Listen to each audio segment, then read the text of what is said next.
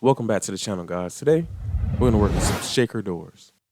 But before this video gets started, if you haven't already, subscribe to this channel, guys. What we have here are the router bits used for a tongue and groove assembly. This type of assembly is predominantly used on shaker doors.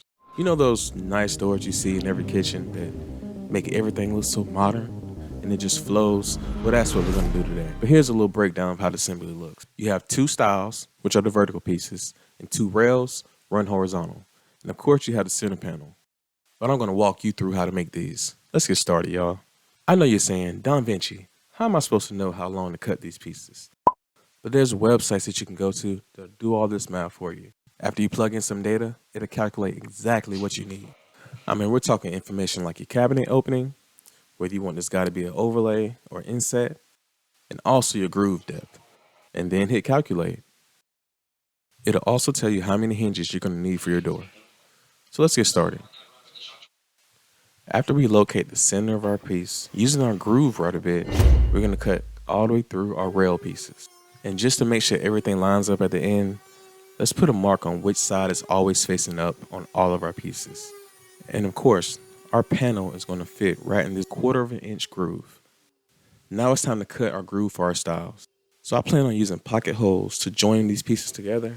So with this technique, we're not going to cut completely through our stiles. We're going to start about 2.5 inches from each side.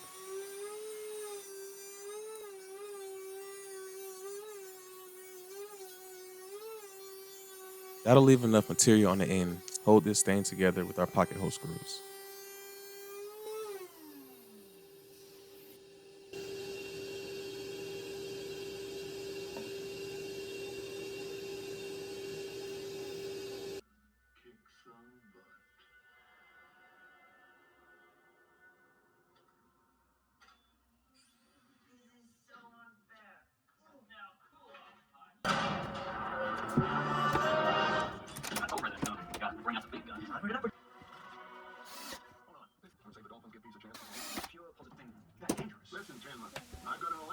And look, our grooves line up together perfectly.